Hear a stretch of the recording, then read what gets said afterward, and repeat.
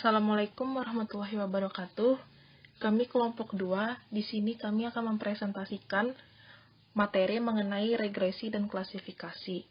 Untuk anggota kelompoknya sendiri, ada saya, Nur Hidayah, kemudian Tia Nur Hidayah, Ahmad Nopal, Nanda Aulia Ikawati, Ahmad Bakri, Muhammad Aprianur, Muhammad Nudhan, Muhammad Riyad Afrizal, dan Tri Prabowo. Untuk pembahasan regresi sendiri, ada beberapa hal dari regresi yang akan disampaikan. Yang pertama, pengertian regresi. Yang kedua, kegunaan regresi. Yang ketiga, analisis regresi. Dan yang keempat, jenis regresi.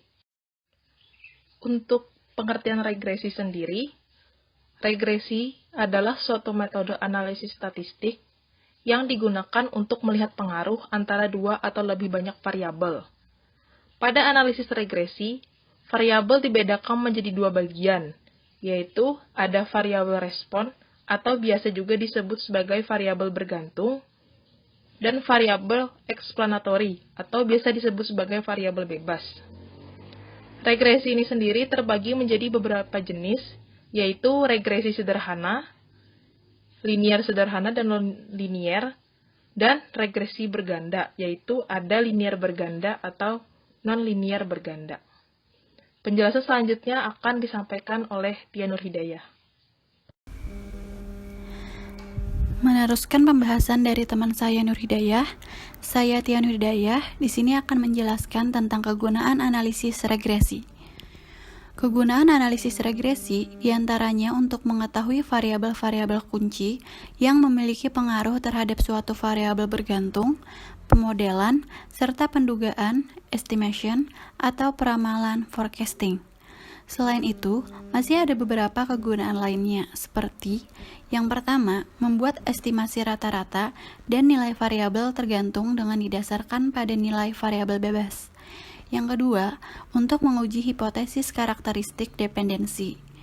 Dan yang ketiga, meramalkan nilai rata-rata variabel bebas yang didasari nilai variabel bebas di luar jangkauan sampel.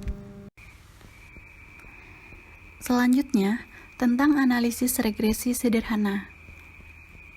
Analisis regresi sederhana adalah sebuah metode pendekatan untuk pemodelan hubungan antara satu variabel dependen dan satu variabel independen.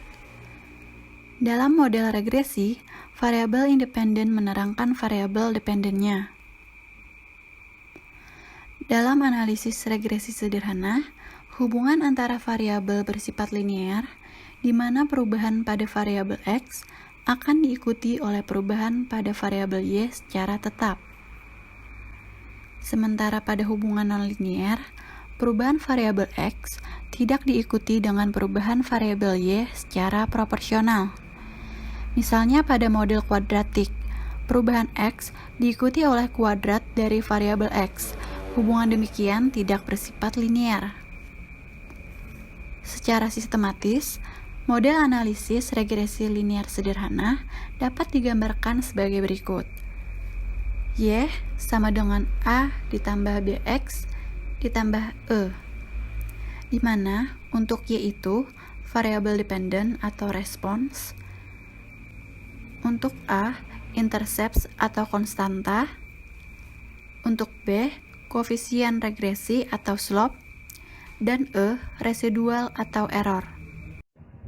Baik, terima kasih. Perkenalkan, nama saya Tri Prabowo. Saya akan menjelaskan pada PPT halaman 6 ini mengenai analisis regresi berganda. Regresi berganda adalah model regresi atau prediksi yang melibatkan lebih dari satu variabel bebas atau prediktor. Istilah regresi berganda dapat disebut juga dengan istilah multiple regression. Kata multiple berarti jamak atau lebih dari satu variabel. Perbedaannya adalah jika multiple regression atau regresi berganda adalah adanya lebih dari satu variabel prediktor atau variabel bebas atau variabel independen. Sedangkan multivariate regression atau regresi multivariat adalah analisis regresi di mana melibatkan lebih dari satu variabel respon atau variabel terikat, atau variabel dependen. Selanjutnya, halaman 7, jenis regresi berganda. Regresi linear berganda adalah model regresi berganda jika variabelnya terikat, berskala data interval atau rasio, atau kuantitatif atau numerik. Sedangkan variabel bebas pada umumnya juga berskala data interval atau rasio. Namun, ada juga regresi linear, di mana variabel bebas menggunakan skala data nominal atau ordinal, yang lebih lazim disebut dengan istilah data dummy. Maka, regresi linear yang seperti itu disebut dengan istilah regresi linear dengan variabel dummy. Terima kasih. Saya Muhammad Ren Afizal akan menjelaskan jenis regresi berganda. Regresi logistik berganda adalah model regresi berganda jika variabel terikatnya adalah data dikotomi. Dikotomi misalnya arti dalam bentuk kategorik dengan jumlah kategori sebanyak 2 kategori. Misal, laki-laki dan perempuan, baik dan buruk, iya dan tidak, benar dan salah, serta banyak lagi contoh lainnya. Sedangkan variabel bebas, jenis regresi berganda ini pada umumnya adalah juga variabel yang dikotomi. Namun, tidak masalah jika variabel dalam skala data interval, rasio, ordinal maupun multinominal. Regresi ordinal berganda adalah analisis regresi di mana variabel terikat adalah berskala data ordinal. Sedangkan variabel bebas pada umumnya juga ordinal, namun tidak masalah jika variabel dengan skala data yang lain, baik kuantitatif maupun kualitatif.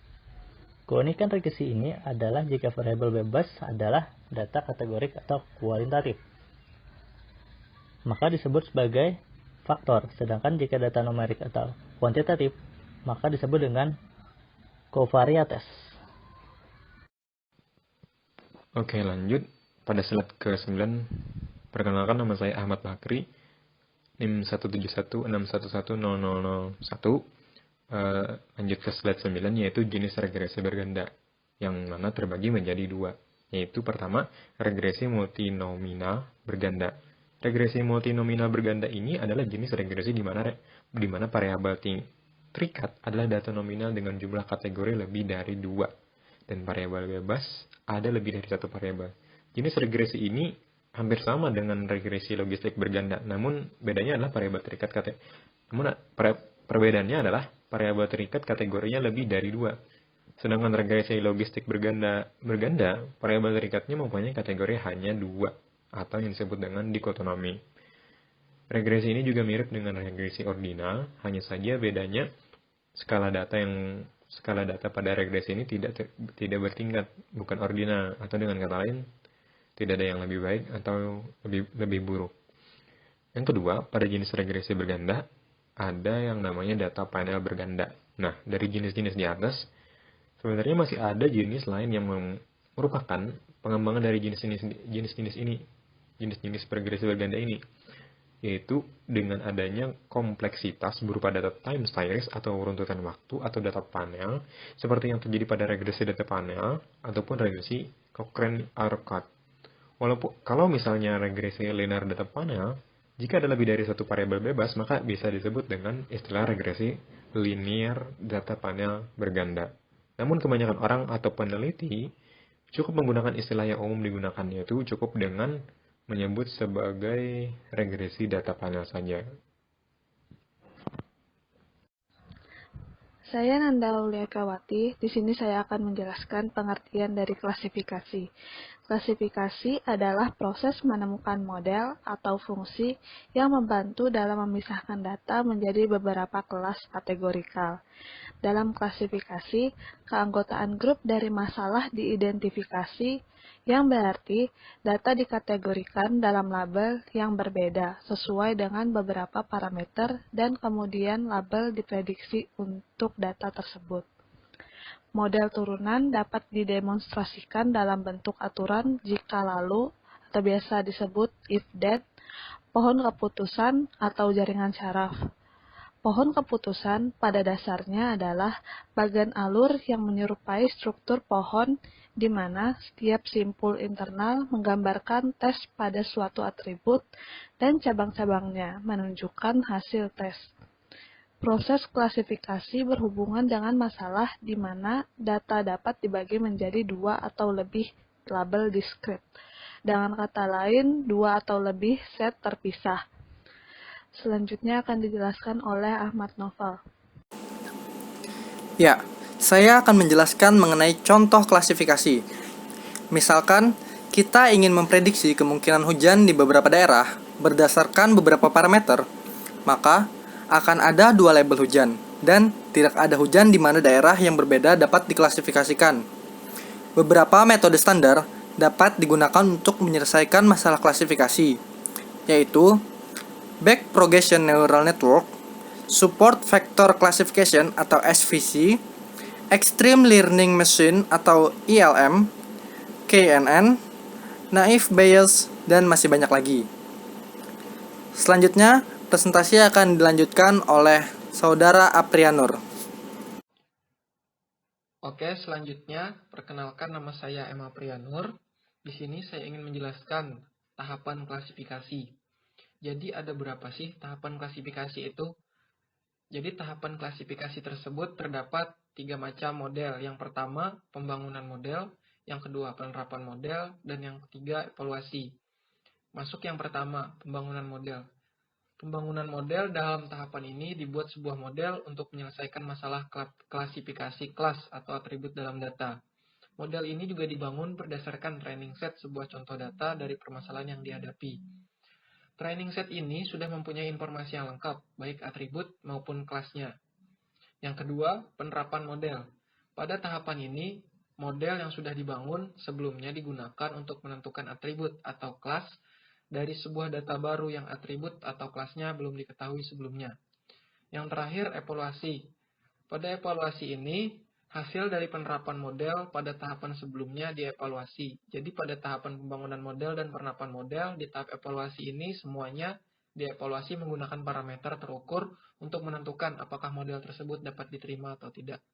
Oke, selanjutnya akan dijelaskan oleh teman saya yang bernama Nujihan. Baik, lanjut ke slide ke-13. Perkenalkan, nama saya Muhammad Nujihan.